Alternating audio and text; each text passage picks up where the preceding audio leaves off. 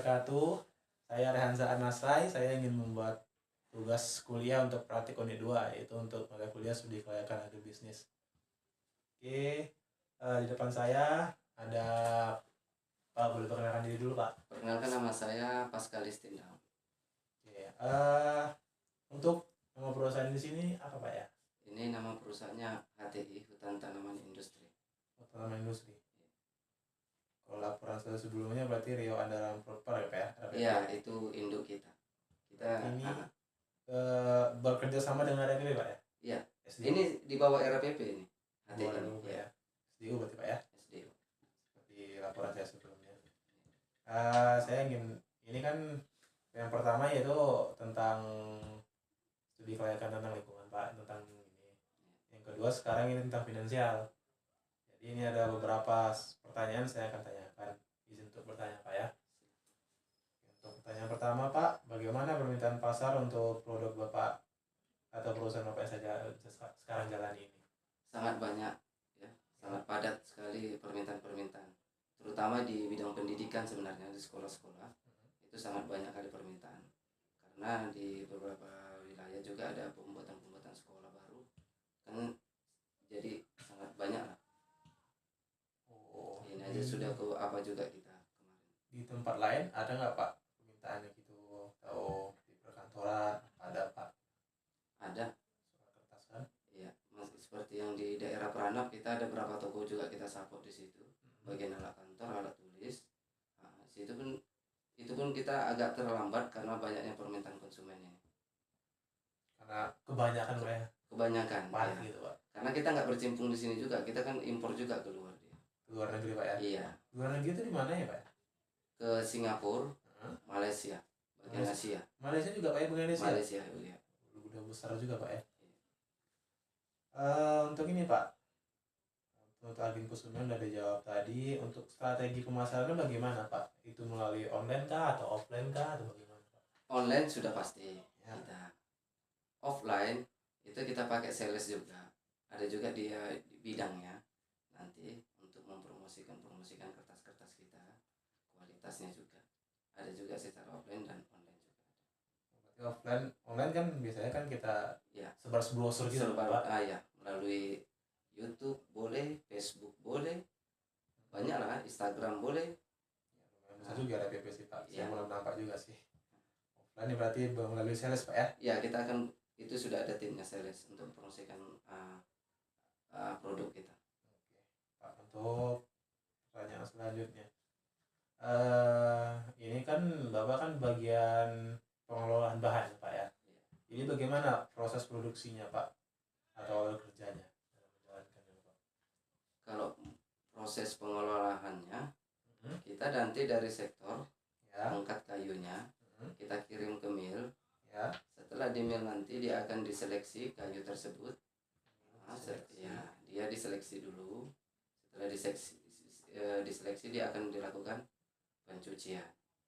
Setelah pencucian dia akan dilakukan, itulah kita ada namanya kayak seperti mencincang Pak. Ya, kayu tersebut akan dicincang seperti kecil-kecil lah.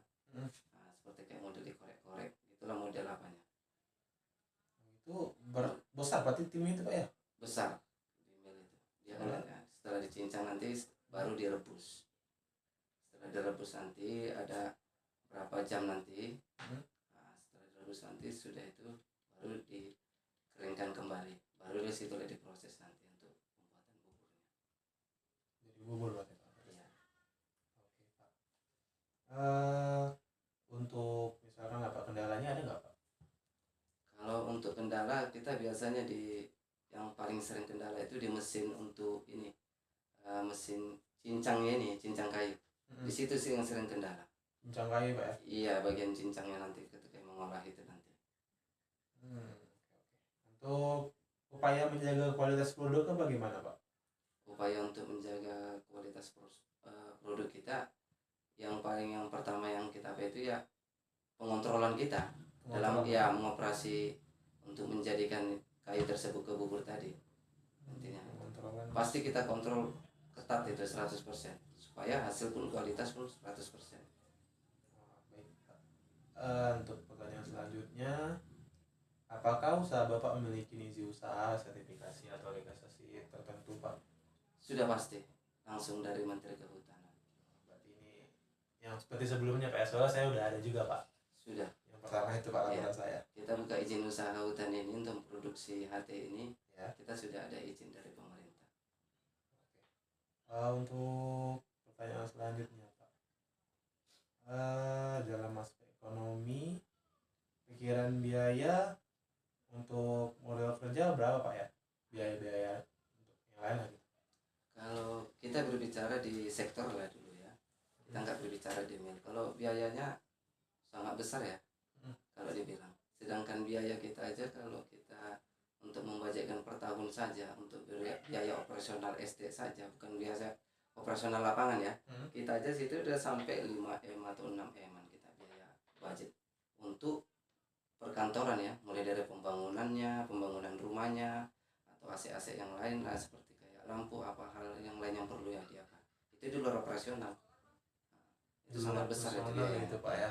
Itu di luar operasional. Itu masih budget tahun kantor saja sudah 5 sampai 6M kita. Lumayan besar juga, Pak.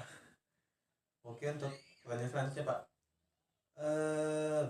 Untuk struktur biayanya bisa Bapak jelaskan, Pak, untuk bulanannya? Kalau bulanannya itu kita nanti kan per tahun itu kan ada nanti ibaratnya rapat ke HO yang di Pekanbaru. Nanti kan sebelum itu kita presentasikan apa sih yang mau kita lakukan di tahun depan. Pembangunan rumah, tipe apa, biaya berapa. Nah, di situ nanti baru pembangunan kayak seperti untuk penambahan basecamp tenaga kerja juga, biaya berapa, apa yang diperlukan situ, lampu, kabel atau karpet atau hal yang lainnya. Itu dia. Sebelum kita kalkulasikan budget per tahun itu, kita akan lakukan itu dulu. Presentasi bahwasanya ini baru kita kalkulasikan, baru dapat nanti budget per tahun. Berarti dimitingkan dulu, nanti baru Iya. berkumpul lah semua manajer-manajer, baru bisa ditentukan. Iya. Apa saja yang mau kita apakan yang mau kita kerjakan di tahun depan. Itu untuk masih budget untuk kantor ya, seputaran apa kita lingkungan karyawan atau apa, belum operasional. Gitu, Pak. Iya, masih ini saja. Untuk pertanyaan selanjutnya, Pak, dampak usaha untuk masyarakat gimana, Pak? Kalau dampak usaha kepada masyarakat ada juga sebenarnya sih, tetapi itu kan perlu kita sosialisasikan. Kalau yang dampaknya yang sering terjadi ini sebenarnya miskomunikasi saja. Karena mungkin mereka sudah terpengaruh dari sebelum-sebelumnya bahwanya perusahaan itu dianggap seperti penggarap. Padahal tidak. Perusahaan itu justru membantu daerah setempat supaya lebih maju. Dan kita menyediakan sumber daya juga untuk penerimaan tenaga kerja, membantu mereka juga. Bukan lowongan gitu, Pak, ya? Iya, lowongan kerja juga. Pertanyaan terakhir ini, Pak. Kegiatan Bapak biasanya menimbulkan limbah atau dampak lingkungan tertentu nggak untuk masyarakat atau gimana? Kalau untuk limbah tidak, karena kita di HTI, dia tidak terlalu, kalau dia mil pasti dari hasil pengolahan kan pasti ada limbah. Kalau kita yang berkecimpung di sektor ini jarang sekali, paling yang ada limbah itu ya seperti alat berat. Nah itu nanti kita kumpul, kan kita sudah ada PAL juga untuk penempatan limbah-limbah yang dari basecamp, dari perumahan-perumahan karyawan, kantor, yang berbaur dengan oli-oli atau apa, itu kita kumpul nanti kan kita juga sudah ada bangun juga beberapa PAL, itu akan kita kumpul nanti dan kita lapor ke dinas ini tadi bagian limbah untuk pengangkutan. Berarti bagian dinasnya ada juga, Pak, ya? Iya, ikut serta, karena kan limbah kan harus kita kirim keluar. Untuk aspek-aspek yang saya tanyakan saya udah selesai sih, Pak. Untuk saat ini pertanyaan itu aja. Mungkin ada beberapa pertanyaan di luar wawancara ini, izin untuk bertanya lagi, Pak, ya. Sekian dari saya, terima kasih.